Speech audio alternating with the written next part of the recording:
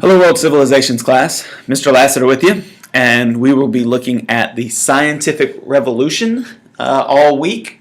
And in this video we're going to talk about your resume project. So this video will answer great questions like, what is the resume project? Or what is a resume? So let's get started. The video goals are to look at the objectives of the project, find out how we will complete it, and what the requirements are to get the grade that you would like to get. And of course, a vocabulary. Resume. What is that? So our objective is to find a position that will utilize your writing, acting, management skills, enables you to make a positive contribution to an organization. Hopefully, these real-world people skills and the research of old-world skilled people will get you to where you need to be. So that's just kind of the basics of this project. That's kind of the broadest sense objective. But the scenario here is that you are a scientist, of course, from the scientific revolution, and you are applying for a job with the Academy of Sciences in France. Now, never mind that you will be interviewing to work for King Louis XIV, and some of these scientists may not have been alive at the same time. Let's ignore that for the moment and just think about what we need to do for this project, which is creating a job resume that highlights the skills and the best contributions of one of our many, many scientists that you'll have to choose from. There you see a picture on the right of King Louis XIV at his academy. So what is a resume? This is a good question and something that we definitely need to know.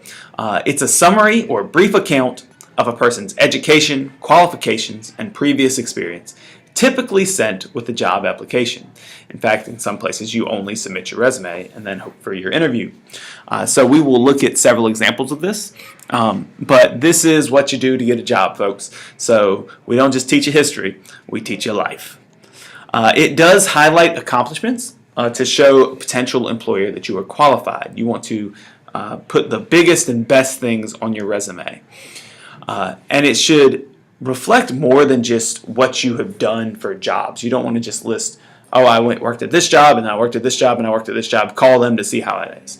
It should include in details, for example, what you did at those jobs, important experiences of those jobs, maybe things that you were most proud of working for those jobs or the most effective things that you did, as well as things that maybe you did outside those jobs, like community service or publishing books.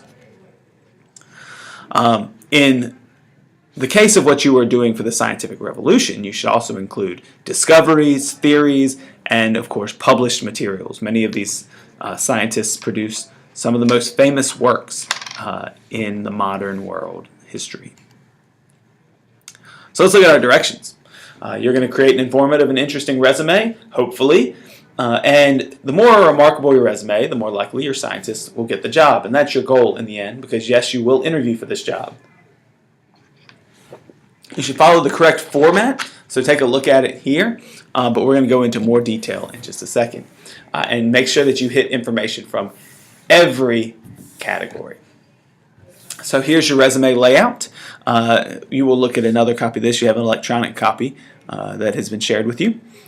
So you're going to start out with an interesting quote by or about your person. Not all resumes have something like this, and oftentimes they don't. However, since we're doing a historical resume, we thought it would be appropriate for you to do a little research into some of the things they said or were said about them. Of course, at the top of a resume, you put your name and address. And for this case, William Shakespeare to the right, we know the exact address for him, but your scientist may not have one, in which case you can make it a little bit more general, the country where the scientist was from. But be creative with this. Give them a phone number, give them an email address, whatever you need to do.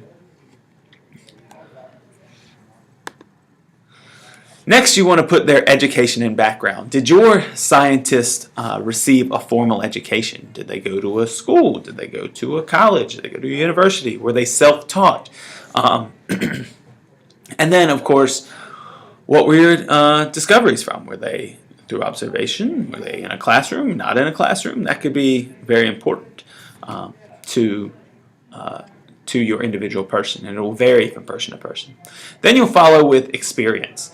So these are all your previous jobs, what you discovered, invented, your theories, groundbreaking information, everything that would show that you were qualified to work as a scientist in the Academy of Sciences in France.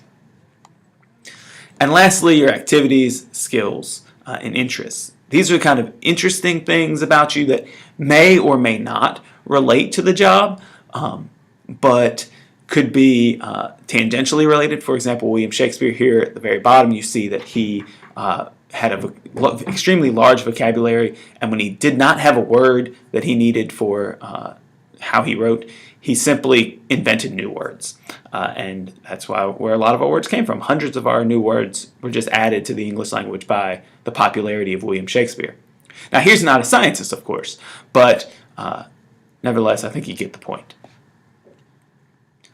So here's some tips about creating a resume. 1 page is generally the accepted resume, especially for young people. 2 is kind of the max with the resume, unless you're going into a specialized job field. You want an easy-to-read typeface, so no wingdings, no kind of crazy, good diploma fonts. Make it very easy to read. Although try to, you can play around with the format to make it interesting. Play around with text size, though don't make it too large or too small. Play around bold or underlined or italics, and be consistent. Whatever you do, be consistent. So if you look here, every heading is in bold. Every major description is in italics, and then every written description is in regular typeface.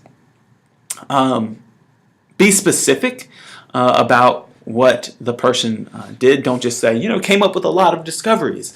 Mention, came up with the theory of gravity, or discovered that the Earth was not the center of the universe. Be very specific. And use action words. Try not to be redundant, but you want to say things, and we'll look at some examples of this in class, that make it very active. You want to look like a very active scientist, not, in passive voice, but use active voice. And if you're not sure, ask somebody. I'm in class with you. Mr. Guilford's in class with you. Ask your English teachers. Whatever you need to do, ask, and we can give you tons and tons of pointers. Because after all, if they're teaching here, then they've got a job. For the interview section, you will have to prepare to be interviewed. Your teacher or a guest interviewer will interview you using a set of questions, and you will get those questions in advance. These interviews will be conducted in class on Monday, February 2nd, when the project is due. And yes, interview-appropriate attire is required. So this could include a suit, if you would wear a suit to an interview, or business wear. So definitely ties or really nice shirts for guys. But we'll talk more about this later in our interview video. So I don't want to go into too much detail right now. As far as grading, your completed resume is worth about 80 points. So 5 points for your name and address, so that's kind of 10 total. And then each fact that you bring into your resume, that's going to be about 70 points total. So you need to have at least 7 things. Of course, it'll be spread out between all categories in order to receive full credit. Of course, you want to go above and beyond, so don't be limited to 70 points. You're going to be graded not only on completion, but format and accuracy of information. So you want to have a lot of good info. And your interview is worth 20 points in my class. So students who take Mr. Guilford, this might be tweaked a little bit for you, so pay attention closely to what he says. But for Mr. Lassiter, this is what we're doing. So shoot for that A and B range. Do not shoot for the C, D, or F range. I think an A or B would get you the job. Elsewhere, a little bit lower, you might be applying somewhere else. That's it, guys. Hopefully you can answer these questions, you know what a resume is by now, and you're ready to get started. This should be a fun project, and hopefully you will get to really understand the scientific revolution through what we do this week. Have a good one.